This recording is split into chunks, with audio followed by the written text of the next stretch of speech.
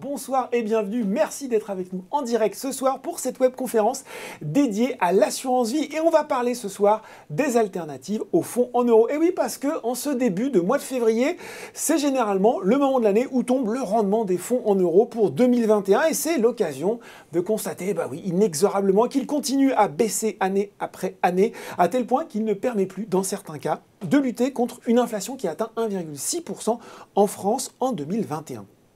Alors que faire pour ne pas trop amputer la performance de son assurance vie tout en contrôlant son niveau de risque? C'est ce que nous allons voir ce soir avec nos intervenants. Ils sont là à côté de moi sur le plateau. Caroline Chanzy, chef de produit épargne chez Boursorama. Bonsoir Caroline. Bonsoir Laurent. Et Thomas Bocard, allocataire d'actifs chez Generali. Bonsoir Thomas. Bonsoir Laurent. Et il n'est pas avec nous sur le plateau, mais il est à distance, affûté, prêt. Mathieu Dupont, également allocataire d'actifs chez Generali. Bonsoir Mathieu. Bonsoir Laurent. Alors, bonsoir à tous les trois. Bien sûr, on profitera pour revenir au long de ce webinaire sur les grandes caractéristiques du contrat Boursorama Vie et on répondra bien sûr là aussi à vos questions tout au long de cet échange en direct et à la fin. Nous sommes partis pour 40-45 minutes, peut-être plus si vous avez beaucoup de questions. Et on aime bien, toujours dans ces webinaires, commencer par le contexte de marché, expliquer où on en est. Il faut dire qu'il s'est passé déjà beaucoup de choses en ce début d'année 2022. Et c'est notre première partie, le contexte de marché. C'est tout de suite.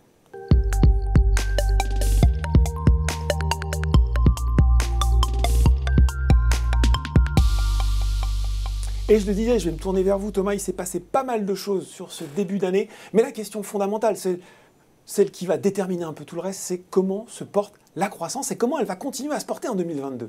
Exactement, c'est la grande question aujourd'hui. Donc un des premiers indicateurs pour parler de la croissance, c'est de regarder les PMI, qui donc sont l'indice des directeurs d'achat, c'est ça? Exactement. Ouais. Donc il y a un indicateur qui donne les tendances économiques sur les marchés de l'industrie et des services. C'est un peu prospectif, c'est ça? C'est un indicateur un peu prospectif? Exactement, donc qui permet de voir comment va évoluer la situation dans les mois à venir. Lorsque cet indicateur est au-dessus de 50, l'économie est estimée en expansion. Lorsque cet indicateur est à 50, l'économie est stable. Et lorsque cet indicateur est inférieur à 50, l'économie est considérée comme en récession. D'accord. Aujourd'hui, ce qui est intéressant de noter, c'est que cet indicateur reste fortement au-dessus de 50, à un niveau tout à fait convenable, même si le rythme de croissance a ralenti par rapport au pic post-Covid qu'on a pu voir. Il y avait le rattrapage de 2021. Exactement, qui a poussé les économies à plein régime. Aujourd'hui, cette tendance s'est ralentie. Toutefois, l'économie reste en expansion et ce ralentissement devrait être progressif, comme on peut le voir avec un autre indicateur qui est la surprise économique. Donc il y a un indicateur, lorsqu'il est en territoire positif, indique que les publications économiques sortent meilleures qu'attendues par le consensus et les économistes. Donc ce sont de bonnes surprises, c'est ça? Exactement. Et on peut voir qu'en zone euro, cet indicateur est aujourd'hui en zone positive. Et donc, cette croissance devrait continuer et perdurer dans les mois à venir. Donc, on a différents facteurs qui expliquent que la croissance a décéléré post-Covid. Donc, le premier, c'est le retrait du soutien des politiques budgétaires. On a également des risques sociaux et géopolitiques qui sont apparus, comme l'Ukraine, qui fait l'actualité ces derniers temps. Et on a aussi des incertitudes autour des politiques monétaires, notamment en Europe et aux États-Unis, et un retour de l'inflation. Par contre, dans les mois à venir, on a toujours des leviers de croissance qui perdurent, qui sont au nombre de 4. Le nombre de cas Covid qui a diminué ces derniers temps, notamment lié à la vaccination et à l'apprentissage qu'on a pu avoir autour de la maladie, qui permet de réduire l'impact sur l'économie. Et également grâce au goulot d'étranglement sur les chaînes d'approvisionnement qui commencent à disparaître. Et enfin, les leviers de croissance sur la consommation, avec les ménages qui ont toujours une épargne excédentaire dans lesquels ils vont pouvoir puiser pour aider la consommation. Et enfin, les investissements où les entreprises sont en capacité aujourd'hui de poursuivre les investissements.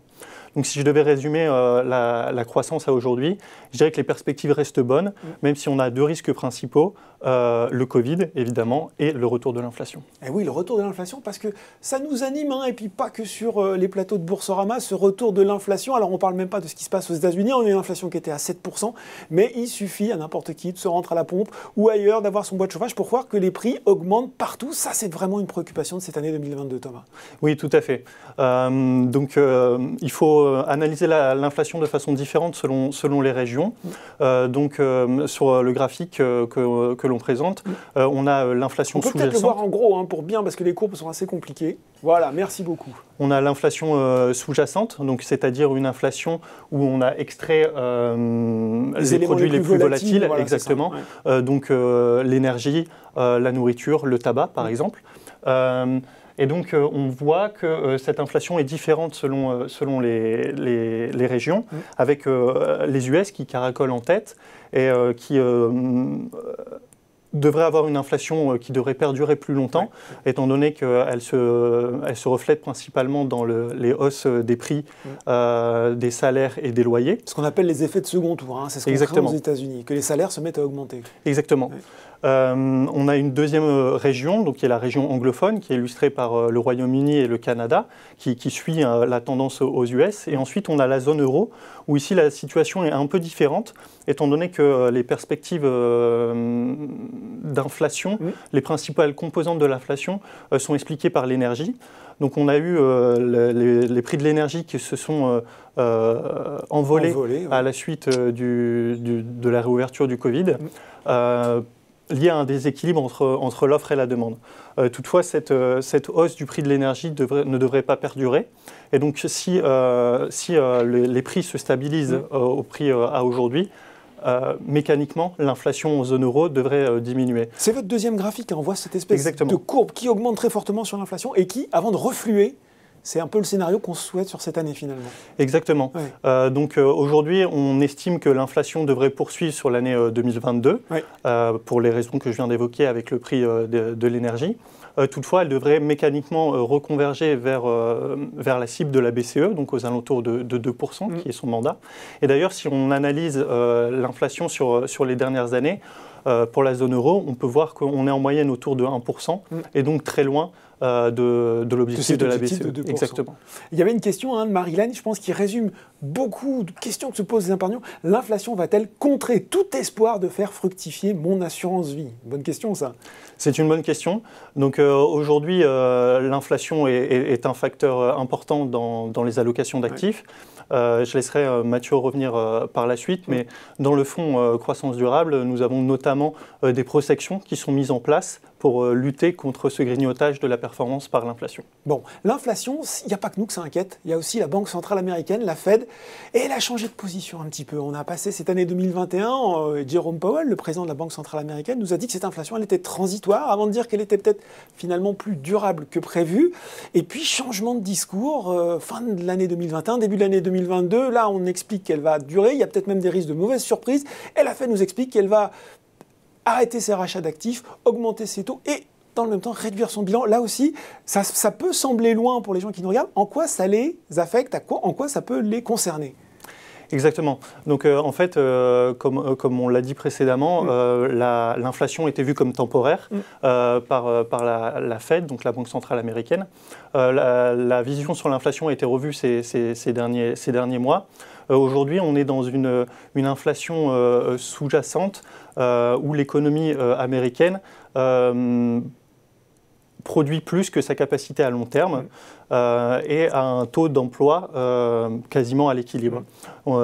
Cette situation crée des tensions inflationnistes qui seraient néfastes pour l'économie, surtout si on rentrerait dans une boucle prix-salaire où les prix et les salaires s'alimenteraient l'un l'autre et donc grignoteraient justement le pouvoir d'achat des ménages américains.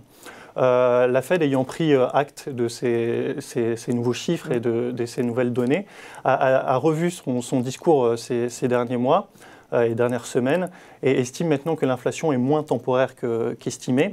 Et donc à fin 2020, la Fed estimait qu'il n'y aurait pas de hausse des taux sur l'année 2022. Aujourd'hui, le discours est totalement différent puisque la Fed estime qu'elle montera ses taux jusqu'à 3 fois cette année et les marchés vont même jusqu'à 4 ou 5 fois sur l'année 2022.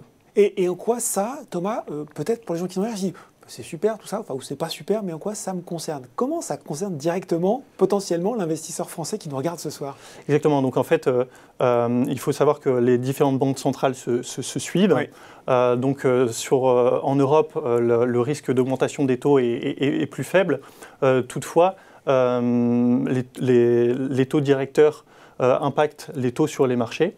Lorsque les taux d'intérêt augmentent sur les marchés, on a une diminution de la valorisation des obligations en portefeuille. Oui. Et donc un impact sur les performances pour les contrats retraite. Et c'est pour ça qu'on met en place des protections contre cette hausse de l'inflation. Et puis des risques de secousses sur les marchés, peut-être tout simplement aussi. Exactement, mais ces secousses, ce retour de la volatilité n'est pas que négatif. Cette hausse des taux permet d'accompagner le rendement du portefeuille en investissant sur des obligations qui rapportent davantage.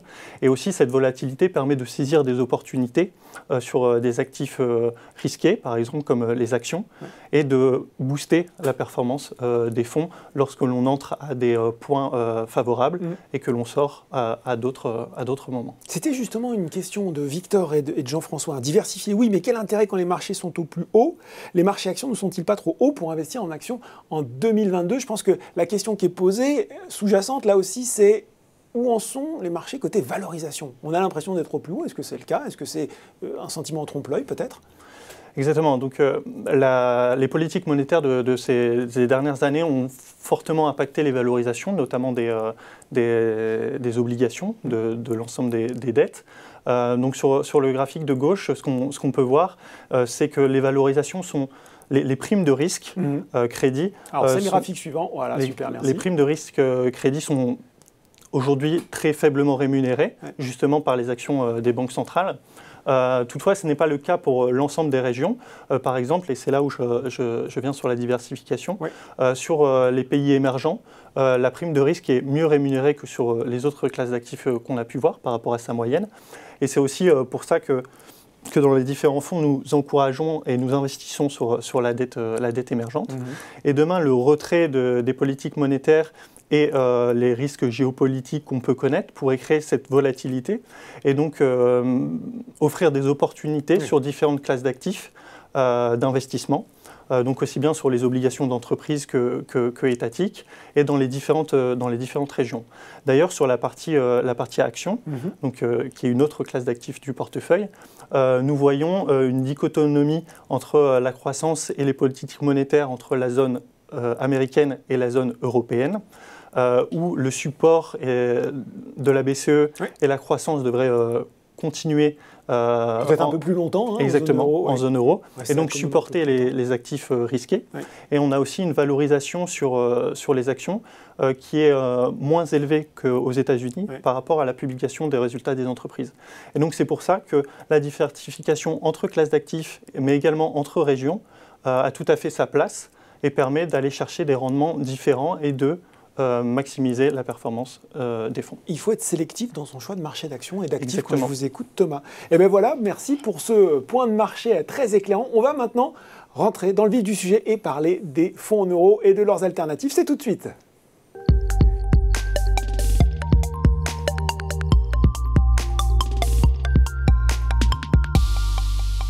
Et alors vous allez vous dire, il radote dans les webinaires Boursorama et on va vous remontrer ce graphique, mais malheureusement c'est un classique, c'est celui d'une tendance qui est désormais bien inscrite dans le temps, c'est l'effritement des fonds en euros et les chiffres disponibles pour 2021, ceux qui sont déjà tombés viennent nous le confirmer. Caroline, ça rapporte de moins en moins le fonds en euros. Effectivement Laurent, l'érosion des fonds euros est incontestable et malheureusement ce n'est pas une nouveauté. Comme on le voit sur le graphique, ça fait plus de 20 ans que ça se grignote. Et jusqu'ici, si c'était dû au taux d'intérêt qui était très bas, on en parlait tout à l'heure avec vous deux, aujourd'hui on a l'inflation qui arrive dans le jeu et qui rend... Ce qui veut dire que pour certains fonds en euros, on peut être ce qu'on appelle en rendement réel début de l'inflation négatif. C'est-à-dire que ça revient ni plus ni moins qu'à perdre de l'argent en l'épargnant. Exactement. Et donc, c'est là tout l'objet aussi de ce webinaire pour sensibiliser tout un chacun sur ces rendements réels qui, une fois qu'on retire l'inflation, sont négatifs et qui peuvent avoir vraiment un impact sur l'épargne des épargnants. Voilà. Et donc c'est pourquoi il est très très important, encore plus j'ai envie de dire qu'avant, de diversifier ses investissements. On le voyait juste avant avec Thomas également. La diversification devient vraiment essentielle aujourd'hui. Oui, et je pense que c'est un petit peu la réponse qu'on peut faire à Félicia qui nous demande en direct, faut-il sortir totalement des fonds en euros ? C'est difficile de faire une réponse comme ça parce que tout dépend bien sûr de son profil de risque, de son projet. Mais ce qu'on peut dire, c'est que si on veut, il me semble, Caroline, préserver un peu le rendement de son placement, il va falloir aller chercher de la performance ailleurs et peut-être prendre un peu plus de risques pour aller chercher un peu plus de performance. Exactement. Et c'est ce qu'on va voir juste après avec nos différentes solutions pour essayer de diversifier en prenant le minimum de risques pour ces épargnants qui sont un petit peu averses. Question de Régis, pouvez-vous expliquer, et moi je la trouve intéressante cette question parce qu'on fait comme si c'était acquis, mais qu'est-ce qu'un fonds en euros ? Ben oui, qu'est-ce qu'un fonds en euros ? J'ai envie de Thomas peut-être nous expliquer, et surtout ce qu'on trouve dedans traditionnellement, parce qu'on le dit peu finalement. Exactement. Donc, un fonds en euros est un fonds avec le capital garanti, ce qui est une des principales caractéristiques. Et en termes d'allocation d'actifs, je dirais qu'on trouve en grande partie des obligations qui sont liées aux passifs, aux engagements qu'on a auprès des clients. Et on a aussi une poche de diversification qui est moindre par rapport à la poche obligataire pour aller chercher du rendement, donc avec des actions, mais aussi des actifs réels tels que l'immobilier, la dette privée et le private equity. Ce qu'on peut dire, Thomas, c'est que les fonds en euros traditionnels, ce qu'on retrouve en très grande partie, même s'il n'y a pas que ça, c'est ce qu'on appelle de la dette souveraine, c'est-à-dire de la dette émise par les États, c'est ça ? Exactement, exactement. Donc voilà. Ce qui permet notamment, avec des titres très sûrs, d'avoir cette garantie du capital. C'est exactement ça. Alors, justement, si on regarde, tiens, Caroline, ce qu'on a à disposition dans le contrat Boursorama Vie, côté support sécurisé fonds en euros. Oui. Alors, tout d'abord, j'aimerais quand même rappeler que, malgré tout ce qu'on peut dire, l'assurance vie reste un placement incontournable. Mais oui. Et de ne pas oublier que l'assurance vie, ce n'est pas que le fonds en euros. Ça ne se résume pas au fonds en euros. Exactement. Et c'est un placement incontournable de par, notamment, donc, la richesse des supports, on va le voir, avec toute l'offre qui est notamment proposée chez Boursorama. La flexibilité du produit, puisqu'on peut réorienter son épargne en fonction de ce qui se passe sur les marchés. C'est le cas aujourd'hui. La disponibilité des fonds, on le verra tout à l'heure chez Boursorama, qui est assez intéressante, puisqu'on peut récupérer ses fonds en 72 heures, et une fiscalité qui reste très privilégiée. Et si des personnes sont intéressées, on a un webinaire dédié sur la fiscalité de l'assurance vie. Et on le rappelle, là aussi, les fonds ne sont pas bloqués. Tout à fait, c'est une idée reçue. Il y a une fiscalité qui est optimale après 8 ans, mais les fonds ne sont pas bloqués avant. Exactement. Oui. Et donc, pour rentrer sur nos petits supports, donc, si on reprend donc, les fonds en euros, chez Boursorama, donc, on en a deux, le fonds Eurocima et le fonds Euro Exclusif. Et Gérard nous demande, c'est quoi la différence entre le fonds Eurocima et le fonds Euro Exclusif, justement ? Alors, on peut dire, je parle sous le contrôle de Thomas également, oui. C'est que Euro Exclusif a une petite dominante immobilière que n'a pas Eurocima. D'accord. Et ça se ressent, du coup, cette poche cette partie de diversification immobilière va un petit peu augmenter le rendement, puisque en 2021, on est à 1,35 pour Euro Exclusif et à 0,75 pour Eurocima. Donc là, quand on regarde, on parlait de l'inflation tout à l'heure, concrètement, on a des rendements réels qui sont négatifs sur les fonds euros. Et on va le retrouver la même chose sur le reste du marché. Patrick qui nous dit, Boursorama prévoit-elle de créer un fonds euro-croissance ? Alors, c'est justement le sujet. Transition à vie. Alors, ce n'est pas Boursorama qui le crée, mais bien Generali. Et on a décidé donc d'intégrer un fonds croissance en partenariat avec Generali, donc le fonds Génération Croissance Durable, puisqu'on le voyait depuis tout à l'heure, il est nécessaire vraiment d'élargir l'offre pour trouver des placements qui sont un petit peu plus dynamiques que les fonds euros, mais qui proposent une petite garantie en capital, toujours. Justement, je pense que ça va être important pour les gens qui nous regardent de dire, finalement, qu'est-ce qui différencie un fonds euro-croissance d'un fonds euro traditionnel ? Alors, le fonds croissance, on va dire que c'est un produit hybride qui est à mi-chemin entre le fonds euro et les unités de compte.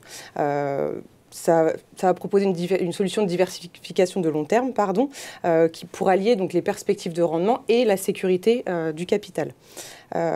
Par rapport au fonds en euros, on va avoir deux grandes différences. Donc, c'est que le capital, il est garanti, mais à 80%, donc, ce qui est déjà quand même très intéressant. Donc, l'engagement de 80%, il est valable à l'échéance. Et chez Boursorama, l'échéance, elle est fixée à 8 ans. D'accord. Mais c'est net de frais, je crois qu'il faut le signaler. Tout à fait. Mais on peut toujours sortir avant les 8 ans. D'accord. Voilà. Il n'y a pas de souci là-dessus. Et sur les petites caractéristiques, peut-être d'accessibilité du fonds chez nous, donc il est accessible dès 25 € de versement, donc que ce soit à la souscription, en versement libre et par arbitrage. On peut peut-être voir la slide qui synthétise tout ça d'ailleurs, affichée. Alors c'est la suivante, qui récapitule les grandes caractéristiques de ce fonds croissance durable. Est-ce qu'on peut avoir la suite, s'il vous plaît ? Merci beaucoup. Voilà. Ce sera plus clair, effectivement, pour tout le monde. Donc, je le disais, l'accessibilité des 25 € de versement. La valorisation est hebdomadaire, c'est-à-dire qu'on a la valorisation une fois par semaine. Et toujours donc, des frais de gestion de 0,75 comme on a sur le reste des supports. Donc, si on devait peut-être synthétiser, un petit peu plus de rendement à attendre, une garantie du capital qui reste, mais qui devient partielle comparée à une garantie totale dans le cadre d'un fonds euro traditionnel. Exactement. Et après, sur la composition du fonds, je vais laisser je vais me tourner virtuellement vers Mathieu. Alors, on voit que c'est un animal un peu hybride, ce fonds euro-croissance, ce fonds génération croissance durable. Si on ouvre le moteur, qu'est-ce qu'on trouve à l'intérieur ? Déjà, comme l'expliquait très bien Caroline, le fonds croissance, c'est un support financier de nouvelle génération pour l'assurance vie. C'est une réelle alternative au fonds euro. Communément, on l'appelle le petit frère du fonds euro. En effet, Caroline mentionnait, donc la garantie en capital est au terme. Elle n'est plus à tout moment, comme le fonds euro traditionnel. Là, elle est au terme, 80%, dans 8 ans. Et d'ailleurs, Mathieu, je vous coupe, le Régis nous dit, mais pourquoi les fonds euro croissance sont bloqués 8 ans ? Alors, ils ne sont pas bloqués, justement. C'est ce que j'allais insister là-dessus. La garantie au terme ne veut pas dire bloqué. Le client peut sortir à tout moment. Le fonds reste complètement liquide.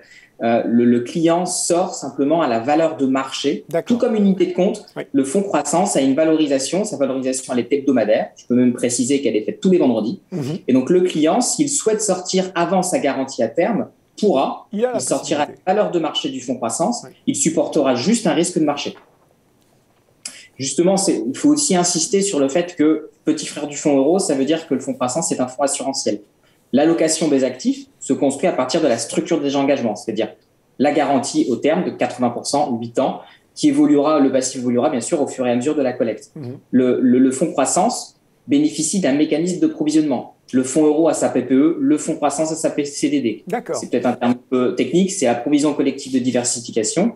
Elle permet notamment de lisser la performance dans le temps pour combler tout ou partie d'une performance négative due à un environnement dégradé. Ce qui fait qu'on limite la volatilité de la valeur de marché du fonds. Il faut bien préciser que nous sommes des assureurs. Notre spécialité et savoir-faire, c'est la gestion des risques. Petite question, pardon, je vous coupe, Mathieu, de Garrigue. Petit retour en arrière. 0,75% de frais bruts, nous demande Garrigue. Net. C'est net, 0,75% net, Garrigue. Je vois un rapport, Mathieu. Toujours sur une performance nette de frais. Voilà, important. Et donc, si on regarde effectivement ce qu'on retrouve dans ce fonds G-Croissance. Tout à fait. En fait, vous retrouvez toute la palette des actifs des fonds euros. C'est-à-dire que c'est un fonds qui est énormément diversifié dans sa structure et dans ses investissements. La garantie à 80% simplement permet une espérance de rendement supérieure à celle du fonds euro. Les allocations d'actifs de génération croissance durable se composent d'une poche obligataire qui va nous permettre de garantir ces 80% au terme. Simplement, cette poche obligataire va être nettement plus basse que les fonds euros traditionnels. En moyenne, la poche obligataire d'un fonds croissance, elle est de 60%. Si vous regardez la composition des fonds euros en moyenne, la poche obligataire, elle est de 80%. D'autant plus que la poche obligataire des fonds euros est constituée, je dirais, à 50% facilement aujourd'hui dans les fonds euros qu'on rencontre sur la place, d'OAT, c'est-à-dire d'obligations émises par l'État français. La poche obligataire des fonds euros va être investie à la fois en obligations d'État, mais aussi énormément sur des obligations d'entreprise qu'on va appeler investment grade, c'est-à-dire à faible risque de crédit. Oui, c'est ça. Par des émetteurs solides, on pourrait dire, Mathieu. Tout à fait. Et on n'hésite pas à arbitrer. On peut très bien se retrouver dans une situation où la poche obligataire du fonds croissance est majoritairement composée d'obligations d'entreprise et beaucoup moins d'obligations d'État. Tout dépend de nos vues de marché et de nos décisions tactiques. À côté de cette poche obligataire, vous allez avoir donc un énorme moteur de performance qui va correspondre en plus ou moins à 40% des actifs, qui va se composer bien sûr d'actions, d'obligations d'entreprise un peu plus risquées, mais aussi le fonds croissance va faire la part belle aux actifs non cotés. Thomas le mentionnait tout à l'heure avec l'inflation. L'avantage des actifs non cotés, ce sont des actifs réels. Ils sont beaucoup moins soumis à l'impact de l'inflation. Dans cette classe d'actifs, on va retrouver bien sûr le private equity, l'immobilier, la dette privée. C'est 2 à 3 fois plus d'actifs en dette, en immobilier et en private equity que les fonds euros traditionnels. En dette privée, par exemple, on va retrouver des investissements dans l'infrastructure, c'est-à-dire le financement de réseaux électriques, d'énergie renouvelable, de lignes de TGV notamment. En France, c'est un énorme secteur. On va retrouver de la dette immobilière, mais on va surtout retrouver de la dette d'entreprise, c'est-à-dire de la dette à taux variable, en plus qui ne sera pas soumis à l'impact de la hausse des taux qu'on connaît aujourd'hui, sur des PME ETI, notamment françaises, qui va être réellement, à travers cette classe d'actifs, croissance va supporter l'innovation française et va être synonyme d'investissement dans l'économie réelle. Justement, on avait cette question de Ganymède. Vous y avez un peu répondu, Mathieu. La garantie au terme de 80% tient-elle compte de l'inflation durant ces 8 ans ? Elle tient compte de l'inflation. La garantie à 80% reste à 80%. C'est-à-dire que le client qui met 100 recevra à minima, mais bien plus, puisque c'est notre objectif, 80 à la fin du terme. On le verra plus tard. Vous verrez nos performances historiques qui sont plutôt flatteuses. Sarah nous dit, vous l'avez fait, mais je pense que c'est aussi important d'être bien didactique sur ce sujet. Pouvez-vous expliquer ce qu'est la poche obligataire ? Vous l'avez fait, Mathieu, mais je pense c'est bien pour que nos clients comprennent bien ce que c'est qu'une poche obligataire, encore une fois. Nous devons garantir ce capital au terme à 80%. Pour garantir ce capital au terme à 80%, nous devons investir dans des actifs sécurisés. Ouais. Aujourd'hui, les actifs sécurisés sont des dettes, c'est de la dette publique, émise par les États ou par des grandes entreprises. Donc, la poche obligataire va être composée de dettes, donc des produits financiers de taux, émises soit par des États, soit par des entreprises avec un risque de crédit faible. Voilà, quand la France se refinance sur les marchés, elle émet de la dette obligataire et c'est une partie de cette dette qu'on retrouve dans la poche obligataire du fonds G-Croissance. Pete Paul nous dit si Eurocroissance est une UC, il y a donc des frais de garde. Est-ce qu'il y a des frais de garde ? Non, pas chez nous. Non, il n'y a pas de frais de garde chez Boursorama, Pete Paul. Non, pas de problème là-dessus. Mathieu, les gens qui nous regardent se disent, bon, c'est pas mal comme ça, comme formule, mais est-ce qu'ils ont bien l'expérience Generali justement de ce type d'animal hybride ? Tout à fait. Il faut savoir que le fonds croissance est issu de la loi Pacte, qui a déjà aujourd'hui plusieurs années. Oui. Et chez Generali, on y a cru tout de suite. Et notre premier fonds croissance date de fin 2014. Alors aujourd'hui, il n'est plus soumis, il n'est plus commercialisé, mais vous voyez tout en haut les performances du fonds croissance 2014 qui sont nettement supérieures à celles du fonds euro. Notre promesse de délivrer un meilleur rendement que les fonds euros est tenue et a été tenue. Nous savons aujourd'hui utiliser le fonds croissance. Parce qu'il y a du graphique, voilà, merci beaucoup. Pardon. Donc vous avez tout en haut donc la performance historique, je disais, du fonds G-Croissance 2014 qui n'est plus commercialisé aujourd'hui. D'accord. Il y a un historique donc de 2014, donc c'est la loi Pacte qui nous a permis de faire ce fonds croissance. Il était un peu technique pour les clients parce qu'il y avait 2 valorisations. La loi Pacte était un peu compliquée sur la définition du fonds croissance. Ça a été simplifié il y a entre 1 et 2 ans aujourd'hui. C'est pourquoi nous avons lancé ce nouveau fonds Génération croissance durable avec Boursorama, qui est beaucoup plus simple en termes de lisibilité. Aujourd'hui, la structure du fonds de croissance, faut vraiment, je vais insister, je reviens sur la stratégie d'investissement, mais justement, je trouve que c'est très parlant par rapport à sa performance.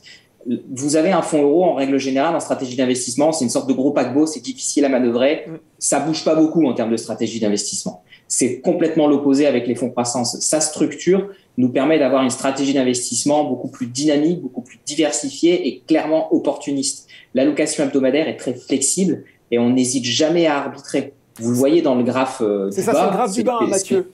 On voit les différentes... C'est le graphe du bas. Ouais. Où vous voyez au fur et à mesure du temps les allocations d'actifs. Oui. Vous voyez, on dirait un électrocardiogramme en plein effort. C'est-à-dire que on voit que les allocations d'actifs, elles bougent beaucoup. Oui. Et je vais vous donner un exemple concret. Souvenez-vous des marchés financiers en fin 2018 et début 2019. On a eu un krach boursier en 2018 qui était complètement historique, ce qui nous a permis sur les fonds de croissance de réallouer nos investissements sur la classe d'actifs actions au début 2019, au détriment de la poche taux. C'est-à-dire qu'on a réduit nos investissements sur les obligations au profit des actions, ce qui nous a permis d'avoir une belle performance en ce début d'année 2019, qu'on a rapidement sécurisé. On n'a pas pris trop de risques non plus, ce qui fait que fin 2019, début 2020, on avait nettement réduit notre exposition actions. Nous avions pris notre performance et bien nous a fait parce que ça nous a protégé, puisque début 2020, les marchés ont été un peu compliqués. Si je reviens à plus récemment, et notamment en parlant du fonds Génération Croissance Durable, en septembre 2021, vous savez, il y a eu, nous avons profité de la correction des marchés, puisqu'il y a eu une baisse des prévisions de croissance mondiale qui a été amplifiée par les annonces négatives en Chine, notamment avec l'affaire Evergrande, ce qui fait qu'on a augmenté notre exposition action sur le fonds Génération Croissance Durable et réorienté le portefeuille afin de bénéficier de la reprise de l'inflation, comme disait Thomas tout à l'heure, et de la réouverture des économies. Donc, c'est vraiment 3 mots-clés à retenir sur le fonds croissance. C'est une stratégie d'investissement durable, et je vais y revenir, opportuniste et très dynamique. C'est un placement de long terme. Une performance annuelle décevante peut très bien être rattrapée dans le temps. Bon, justement, sur la performance, peut-être un mot, Thomas, de Génération Croissance Durable ? Exactement. Donc, sur la performance sur l'année 2021 de Croissance Durable, on a eu une performance à 2,01%. Donc ça y est, on est au-dessus de l'inflation. Exactement. Et ça fait du bien. Donc ce qui est important de noter pour cette performance, c'est que le fonds a été lancé en avril et qu'une grande partie de la performance sur les marchés actions a eu lieu au premier trimestre de l'année 2021. Donc le fonds a été lancé après cette très bonne performance et donc le fonds n'a pas pu en bénéficier. Au départ de ce démarrage. Donc, ce qui est aussi important de noter pour faire le parallèle avec l'inflation, c'est que le fonds est couvert de façon tactique, justement pour réduire ce risque d'inflation et de perte de valorisation dans le fonds. Comme l'a très bien mentionné Mathieu, on a une allocation assez tactique. Donc au mois de septembre, lorsqu'on a eu la correction suite à Evergrande en Chine et aux prévisions de croissance, le fonds a une performance négative. Corrigé, toutefois, on a trouvé que la correction sur les marchés était trop importante par rapport à ce qu'on attendait. Et donc, on s'est réexposé sur les actions dans le fonds. Et lors du rebond, on a pu bénéficier davantage du rebond que ce qu'on avait perdu lors de la correction sur les marchés.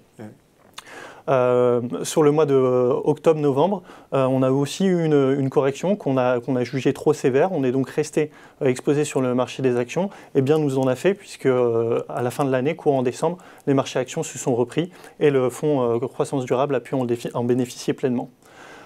Pour finir, et sur le positionnement d'aujourd'hui, à la fin de l'année, on a estimé que les valorisations sur les actions étaient bonnes et on a donc décidé de réduire notre allocation sur cette classe d'actifs et d'augmenter la poche de cash, de liquidité, exactement.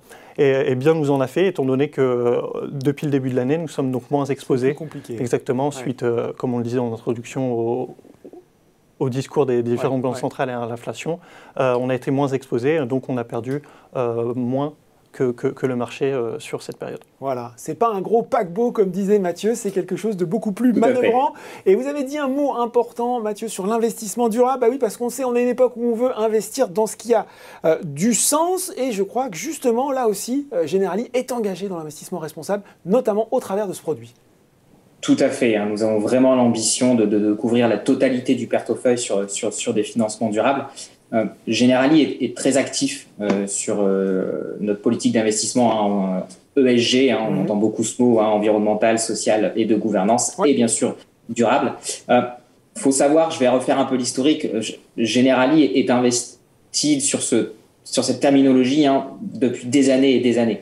Je vais vous faire les différentes étapes. En 2006, nous avons lancé des filtres éthiques, c'est-à-dire que nous interdisions certains types d'investissements.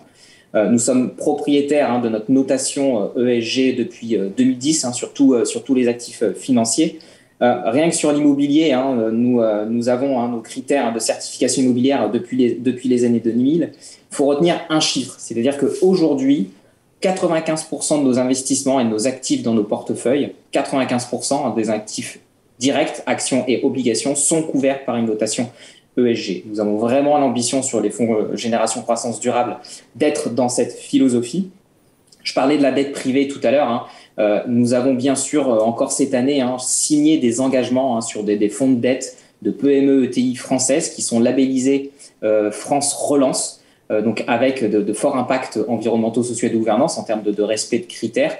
Génération Croissance Durable bénéficiera de ces engagements et répondra aux appels de ces fonds, bien évidemment. Pour vous montrer un peu aussi l'impact et la volonté qu'a Generali sur ces critères environnementaux, sociaux et de gouvernance, Generali a été signataire en 2020 de la Net Zero Asset Owner Alliance, qui a été lancée fin 2019. C'est une initiative dont fait partie une vingtaine d'assureurs et fonds de pension qui est vraiment active et qui a pour objectif de décarboner leur portefeuille d'investissement en étant en contact réel avec les émetteurs des actifs qui sont dans leur portefeuille et à leur proposer des changements afin de modifier leur politique de travail, leur métier, sur les aspects environnementaux, sociaux et de gouvernance. Pas plus tard qu'il y a quelques mois, nous avons agi sur un émetteur afin qu'il mette en place des critères de rémunération de son dirigeant sur des aspects environnementaux, sociaux et de gouvernance. L'objectif clair de Generali est de jouer un rôle majeur et un rôle actif dans le domaine de l'environnement, dans le domaine social et dans le domaine de la gouvernance d'entreprise.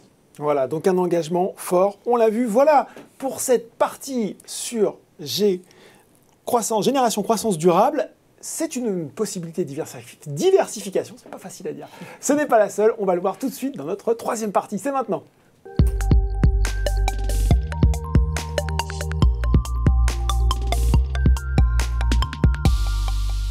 Et oui, parce qu'on va aller chercher un petit peu plus de performance pour un petit peu plus de risque. Mais il y a plein d'autres choses. Vous l'avez dit, il est souple, ce contrat d'assurance vie. On peut y faire rentrer un nombre incroyable de supports. Quelles sont les autres options sur le contrat à Boursorama Vie, Caroline? Alors, pour compléter ce qu'on expliquait tout à l'heure sur la partie gestion libre, donc compléter la partie sécuritaire où on retrouve les fonds euros et le fonds Génération Croissance Durable dès maintenant, on a une partie donc, plus dynamique sur lesquelles on va retrouver donc, 450 supports en unités de compte. Donc, des unités de compte, c'est donc des fonds qui vont être investis sur les marchés financiers pour ceux qui n'auraient pas de contrat d'assurance vie. Et dans ces 450 supports en unités de compte, on va retrouver plus de 350 OPC. On a une trentaine d'ETF, donc des trackers qui vont répliquer un indice boursier. On appelle aussi des fonds indiciels. Oui. Tout à fait. On va retrouver donc 40 titres vifs, donc, qui sont des actions en direct du CAC 40 principalement. D'accord. Et des supports immobiliers, donc on va retrouver 3 OPCI. L'objectif de cette offre de support, c'est de couvrir la majorité des classes d'actifs et des secteurs et des zones géographiques qu'on peut retrouver en tant qu'investisseur. Bon, ça c'est pour la gestion libre. Quand j'ai envie d'être à la barre, on va filer cette métaphore de gérer comme je l'entends mon contrat d'assurance vie. Quand je n'ai ni le temps, parfois peut-être pas aussi les compétences parce que c'est pas simple, et bien là aussi il y a une option, c'est la gestion pilotée. Oui, tout à fait Laurent. Donc à côté de la gestion libre, comme vous le disiez, où là on est autonome et on va sélectionner soi-même ses supports, on va proposer une offre donc, de gestion pilotée qui va permettre à tout un chacun de déléguer le choix et l'allocation de ses supports au sein de son contrat d'assurance vie. Pour faire cela, on travaille avec 2 partenaires, donc Edmond Rothschild Asset Management et Sycomore Asset Management. Côté Edmond Rothschild, on va avoir une gestion dynamique et réactive, principalement, donc sur 5 profils de gestion qui vont aller du plus défensif au plus offensif. Et côté Sycomore, leur maître mot, le mot d'ordre de leur stratégie d'investissement, ça va être de donner du sens à l'investissement, un peu comme on en parlait avec Mathieu tout à l'heure sur la tendance qui progresse de l'investissement socialement responsable et donc des critères de gouvernance, tout en délivrant de la performance, parce que c'est aussi la grande question. Chez Sycomore, on va avoir 3 profils de gestion, de la même manière, du plus défensif au plus dynamique. Et comme toujours, pour définir ce profil, on va, donc au moment de la souscription du contrat et en cours de vie du contrat, proposer un questionnaire investisseur à tous les clients pour déterminer quel est le profil de gestion qui correspond le plus à ses objectifs, à ses besoins. C'était voilà. Une question de Mathieu, on entend beaucoup parler d'investissement responsable, mais qu'en est-il vraiment? Existe-t-il des investissements responsables comme alternative aux fonds euros qui bénéficient d'un bon rendement sans pour autant risquer gros? C'est pas simple ça comme équation. Oui, après, donc c'est je pense tout le travail côté Generali ou côté Génération Croissance Durable. Voilà, Mathieu a la réponse. La démonstration qu'a fait Mathieu était dans ce sens-là, donc sur Génération Croissance Durable. Et à côté de ça, on va avoir donc dans notre offre de support en gestion libre une soixantaine centaine de supports de fonds qui sont labellisés ISR, donc le label ministériel investissement socialement responsable, et donc les 3 profils de gestion Sycomore qui sont 100% labellisés ISR. Bon, voilà. Vous pouvez continuer à poser vos questions. J'en ai plus qui tombent sur la tablette. Là, j'espère que ce n'est pas un petit problème technique, parce qu'il y avait beaucoup de questions au début de ce webinaire. On a une conviction forte chez Boursorama, Caroline, c'est qu'on a envie de laisser le plus d'options possibles à nos clients. Il y en a une qui était attendue depuis très longtemps, dont on a déjà parlé dans un précédent webinaire, et ça nous fait plaisir de la rappeler dans cette édition, c'est la gestion combinée. Là aussi, il y a une corde supplémentaire à l'arc Boursorama Vie. Voilà, pour diversifier, principalement quand on a un contrat en fonds euros et essayer de trouver un petit peu de performance à côté, on a la possibilité aujourd'hui, donc à côté de sa poche gestion libre fonds euros, d'ajouter une poche en gestion pilotée. Donc l'objectif, c'est un peu de repenser quand même l'allocation de son contrat pour essayer de trouver un petit peu de diversification dans cette poche en gestion pilotée. Donc pour le moment, cette option, elle est disponible pour les clients donc, qui ont du fonds euro, parce que c'était notre priorité aussi de permettre à ces clients-là de trouver un petit peu de diversification. Donc les contrats qui sont 100% fonds euro ont la possibilité, depuis fin de l'année dernière, de combiner leur poche en gestion libre et une poche en gestion pilotée au sein de leur contrat d'assurance vie. Donc ça veut dire quoi? Ça veut dire qu'à côté du fonds euro, on peut ajouter une partie en gestion pilotée. Donc dans la poche en gestion libre, on aura naturellement son fonds euro, comme je l'expliquais, mais on peut aussi ajouter des titres vifs, des OPCI, le fonds croissance dont on parlait tout à l'heure. On peut tout panacher. Voilà. Et à côté, donc ajouter une poche en gestion pilotée dans laquelle on choisira un mandat de gestion. Bon ben voilà, et j'ai fait un petit refresh sur la page et toutes les questions m'attendaient, j'en ai une bordée pour vous. Parfait. ESM, quels sont les frais de la gestion pilotée ? Alors, on le verra un petit peu plus tard, mais je peux déjà vous le dire en avant-première. Il n'y a pas de frais supplémentaires sur la gestion pilotée, donc c'est la même chose, comme on disait tout à l'heure, donc 0,75% de frais de gestion sur tous les types de supports et tous les modes de gestion. Pierre s'intéresse aux titres vifs, il nous dit que deviennent les dividendes des titres vifs? Ils sont réinvestis. Ils sont réinvestis, voilà. Allez, on en a une petite bordée, je continue.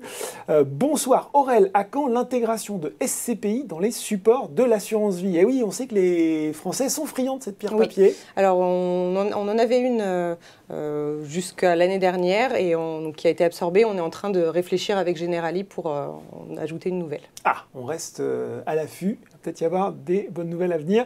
Une question d'Hervé à laquelle on a répondu, mais tant pis. Sur une même assurance, peut-on avoir une partie en gestion libre, fonds en euros, sans risque, et une partie en gestion pilotée? Exactement. C'est ce qu'on vient de voir. C'est l'objet précis de la gestion combinée. Exactement. Voilà. Une question de Patrick. Quel rendement peut-on atteindre? Oula, ça a sauté. Quel rendement peut-on atteindre pour le fonds euro croissance euro classique? Je pense qu'on l'a vu finalement. On a discuté avec vous. On est à quoi? 1,35 à peu près sur Eurocima, ce que vous disiez, et là 2,01, sachant que le fonds a été lancé en cours d'année. Sachant que le fonds a été lancé en cours d'année. J'ai spoilé la suite, Caroline, mais on va revenir sur les caractéristiques de Boursorama Vie, notamment sur les frais et sur l'accessibilité. Oui. Alors peut-être tout d'abord parler donc, de la gestion au quotidien du contrat, parce que certainement des personnes qui nous regardent et qui n'ont pas encore de contrat, donc c'est le moment aussi de leur expliquer un petit peu toutes les caractéristiques. Donc la gestion du contrat d'assurance vie se fait 100% en ligne. On est une banque en ligne, c'est le principe de la gestion de notre contrat. Il est possible de faire des versements complémentaires, donc à partir de 300 € et de mettre en place des versements programmés, donc tous les mois, tous les trimestres, à partir de 50 € par mois, donc, qui est quand même assez accessible. Je le disais en début de présentation, les fonds sont disponibles, et très disponibles, puisque les rachats partiels donc, chez Boursorama sont possible en 72 heures, donc c'est assez rapide. Dans le cadre de la gestion libre, les arbitrages sont effectués à J+1, donc c'est quand même très rapide aussi. C'est assez rapide, oui. Et on l'évoquait tout à l'heure lors d'une question, le changement de mode de gestion, donc passer de la gestion libre à la gestion pilotée ou à la gestion combinée, c'est possible à tout moment et sans frais supplémentaires. Et sans frais supplémentaires. Voilà. Allez, puis gros plan sur les frais, on va terminer par ça, sans doute. Par tous nos petits zéros. Ouais.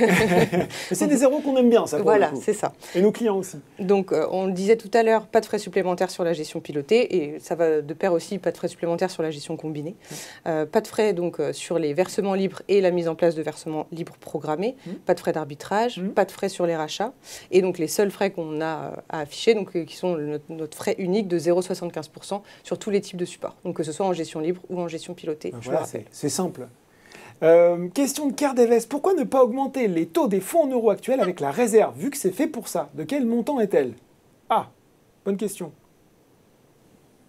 Qui se lance là-dessus? Mathieu, peut-être? Sur le montant de la PPE, ce que je peux vous dire, c'est qu'aujourd'hui, bien sûr, nous dotons cette réserve, que cette réserve, elle est destinée à 100% à nos clients. Donc, qu'ils ne s'inquiètent pas, elle leur sera reversée. Après, on ne peut pas faire non plus des miracles, encore une fois, quand on parle notamment, on a beaucoup parlé de la dette d'État qui, jusqu'à très récemment, était quand même en taux négatif. Donc, c'est compliqué tout à aussi. fait. Aujourd'hui, les marchés ont encore été très haussiers aujourd'hui sur les taux. Mais je rappelle que l'OAT 10 ans en 2020 était négatif en moyenne sur tout le long de l'année. Et en 2021, il était légèrement positif. Et quand je dis légèrement, c'est 0,01%. Voilà pour cette précision. On arrive au terme de cette présentation, mais il y a encore des questions qui sont tombées, notamment au moment de l'inscription. Nicolas qui nous demande comment savoir si c'est le bon moment pour diversifier en unité de compte, pour des versements mensuels, d'accord, mais pour une plus grosse somme. Il y a deux questions en une. Et puis cette question qui revient souvent, que faire? Est-ce que j'investis tout d'un coup? Voilà, j'ai un capital que j'ai touché dans une circonstance particulière, comment je peux me débrouiller? Sur le gros investissement en une fois, donc on le répète assez souvent, ce qu'on conseille, c'est de plutôt lisser l'investissement et d'investir progressivement, donc soit dans le cadre de versements programmés, donc tous les mois, soit de soi-même se dire, bon, là, ce mois-ci, je peux mettre un petit peu, peut-être que dans 2 mois, je pourrais aussi en remettre un petit peu. Comme ça va permettre de lisser un petit peu les points d'entrée, c'est ce qu'on dit, on n'investira jamais au plus haut et jamais au plus bas, et du coup, ça va lisser la performance, et dans le temps, on va avoir une performance positive. Et ça, c'est une règle aussi simple qu'essentielle. Tout à fait. Et pourtant, beaucoup d'épargnants, beaucoup de nos clients ne le font pas. Donc voilà, retenez ce conseil d'investir un petit peu tous les mois. Rafik, comment bien protéger son épargne et quel fonds choisir? Je pense que le fonds Génération Croissance Durable va dans ce sens. C'est peut-être le bon compromis, justement. C'est la solution d'aujourd'hui. Alors, pas mal de questions qui continuent à tomber. Tite Mireille, 0% de frais d'arbitrage, quel que soit le nombre d'arbitrages par mois et par an. Oui, tout à fait. Contrairement à d'autres courtiers, on n'a pas de nombre d'arbitrages maximum. Tous les arbitrages sont gratuits, quel que soit le nombre. Bon, Lucas, les 0,75% de frais de gestion par an sont-ils sur les bénéfices, mais pas sur les capitaux, point d'interrogation? Les frais de gestion sont sur l'encours du contrat. Sur l'encours du contrat. Voilà. Question, oui, ça, on l'a pas mal cette question. Kitrine, peut-on passer de la version libre à la version gestion pilotée et vice-versa à tout moment? À tout moment, sans frais. Donc comment ça se passe? Ça se passe là aussi en ligne? Tout se fait en ligne, oui. Voilà. On en parle souvent. Il y a le petit bandeau bleu avec tous les actes de gestion sur l'espace client. Et donc il faut cliquer sur mode de gestion et là on va nous proposer de changer de mode de gestion. Il y a plein de choses dans cette petite barre bleue. Il ne faut pas hésiter à cliquer dessus dans votre espace client. Vous allez voir, il y a un certain nombre d'options qui sont disponibles. Hervé, a-t-on des frais lorsqu'on débloque une partie des fonds d'une assurance vie sur le fonds en euros? Non, c'est ce que j'expliquais tout à l'heure. Donc, il n'y a pas de frais sur les rachats. Après, faire attention à la fiscalité en fonction de quand il pas de sort. Frais pratiqués par Boursorama, mais il y a potentiellement une fiscalité qui s'applique. En fonction de l'âge du contrat. Exactement. Une question de Nathalie. Conseillez-vous d'avoir plusieurs assurances avec différents niveaux de risque? On pourrait se dire, tiens, pourquoi pas? Est-ce que ça peut avoir un intérêt? Alors, l'intérêt d'avoir plusieurs contrats d'assurance vie, il va être donc soit pour la transmission, puisque donc, si on veut vraiment compartimenter le bénéficiaire à qui on veut léguer son contrat d'assurance vie, et aussi en termes d'objectifs, on peut avoir par exemple un objectif, voilà, ce contrat-là, je vais le réserver pour les études de mes enfants. Celui-ci, ça va être pour ma retraite, et vraiment compartimenter ses investissements. Après, c'est à chacun de voir comment il est le plus à l'aise, soit d'avoir tout dans un seul contrat en ayant plusieurs poches différentes pour traiter la performance, soit en termes d'objectifs pour compartimenter. On pourrait se dire aussi, en investissant peut-être un petit peu moins, que c'est une bonne façon de comparer finalement, voilà ce qui se serait passé si j'avais pris un petit peu plus de risques, un petit peu moins, et de voir un petit peu au final quel est le plus performant sur la durée. Donc ça peut avoir effectivement un intérêt. Alice, il va falloir se guérir de ça. Si je passe en gestion pilotée, suis-je bloqué 8 ans? Ça ne change rien au contrat. Vous n'êtes pas bloqué, Alice. Et les contrats d'assurance vie, effectivement, ne sont pas bloqués. La fiscalité est optimale à partir de 8 ans, mais vous pouvez sortir à tout moment. Donc vous pouvez faire des rachats si besoin. Il n'y a pas de blocage là-dessus. Hop, je me bats avec la tablette. Sabdo s'inquiète, le fonds euro est-il maintenu ou remplacé par le fonds croissance en gestion libre ou combiné? Non, c'est un ajout supplémentaire. C'est des ajouts qu'on fait, hein, on ne supprime rien. Donc on a toujours nos 2 fonds euros. Tout à fait. Et plus cette option de fonds génération croissance. On a fait pas mal de questions. Dylan, que proposez-vous? Vous l'avez déjà évoqué, Caroline, mais je la repose cette question parce que ça intéresse beaucoup nos clients pour investir dans l'immobilier zone Europe et France à travers l'assurance vie. Oui, alors aujourd'hui, on propose 3 OPCI donc, qui vont traiter d'immeubles de bureaux classiques, mais aussi d'immeubles de commerce, que ce soit en région parisienne, en France et en Europe. D'accord. Voilà. Alors, je réactualise un petit peu. Il y a toujours des questions qui tombent. Sébastien, les taux d'inflation, s'ils durent, vont-ils profiter au taux du fonds en euros? Ah, ça c'est une bonne question. Pour répondre pour le fonds croissance, en tout cas, donc qui est un fonds en collecte, la collecte qu'on a au fur et à mesure des semaines, étant donné que la valorisation est hebdomadaire, nous permet d'accompagner la hausse des taux et donc, a fortiori, d'augmenter le rendement versés par les obligations, donc les dettes d'État ou d'entreprise dans lesquelles nous investissons, les rendements que nous gagnons. Et donc, cette collecte permet d'accompagner la hausse des taux et donc de booster le rendement sur les fonds croissance. Donc, a priori, ça marche plutôt bien pour les fonds croissance. Exactement. Ouais. Sur les fonds euros, comme le disait tout à l'heure Mathieu, c'est davantage un paquebot, c'est un peu plus compliqué à faire bouger. Et donc, le stock est déjà plus important.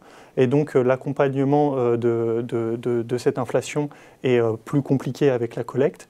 Mais comme je l'avais évoqué précédemment, nous avons des protections qui sont mises en place dans les portefeuilles pour lutter contre cette inflation. Bon, très clair. Jérémy, quels sont les minimums d'investissement en versement initial?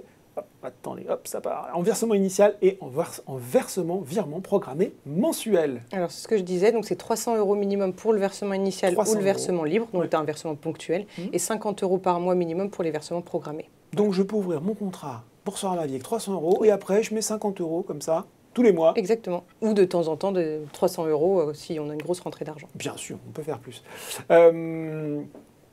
Régis, quand sera-t-il possible d'arbitrer en ligne vers le fonds Génération Croissance Durable? Cette option ne me semble pas encore disponible. Eh bien, ça y est. Ah Ça y est, c'est ouvert. Donc c'est bon. Oui. Régis, vous pouvez, en même temps que vous nous regardez, aller pianoter sur votre espace client et commencer. Dans le processus d'arbitrage, dans le parcours d'arbitrage, on va retrouver bien le fonds Génération Croissance Durable dans la liste des supports disponibles. Bon, c'est parti, Régis. Cécile, question assez... j'allais dire de base, mais là aussi, c'est important de clarifier les concepts. Une différence entre l'assurance vie et le fonds en euros. On rappelle peut-être, le fonds en euros, c'est une composante de l'assurance vie. L'assurance vie, c'est une enveloppe, essentiellement une enveloppe fiscale, dans laquelle vous pouvez mettre tout un tas de choses. Du fonds en euros pour la partie sécurisée, votre capital garanti, des unités de compte qui sont basées sur des obligations, des actions dans lesquelles on va retrouver un peu plus de risques et un peu plus de rendement. Et on l'a vu avec vous, Caroline, encore plein d'autres supports possibles. Oui.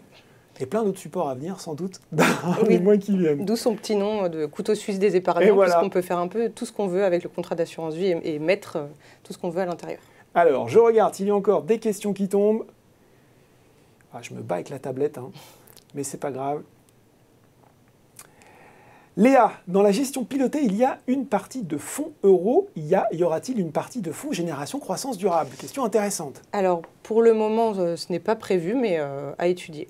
Bon, là aussi, peut-être une option à venir. Allez, je vois que je vais prendre. S'il y en a encore, vous avez beaucoup de questions ce soir et c'est super. Je regarde si j'en ai encore quelques-unes. Sarah, allez, les frais, hein. Les frais, on ne le dira jamais assez. A-t-on des frais d'entrée sur les unités de compte? Non. Pas de frais d'entrée sur les unités de compte. Est-ce qu'on peut peut-être remontrer notre magnifique dernière slide des zéros pour que les gens aient bien le temps de fixer voilà, donc 0 sur les rachats, 0 sur les frais d'arbitrage, 0 frais sur la gestion pilotée, sur les versions programmées, et justement 0,75 par an pour les frais de gestion. Voilà. Malika, et on va peut-être se quitter là-dessus parce qu'on arrive, sauf si on me dit en régie qu'il y a encore des questions à prendre. Qu'est-ce qu'on en pense en régie?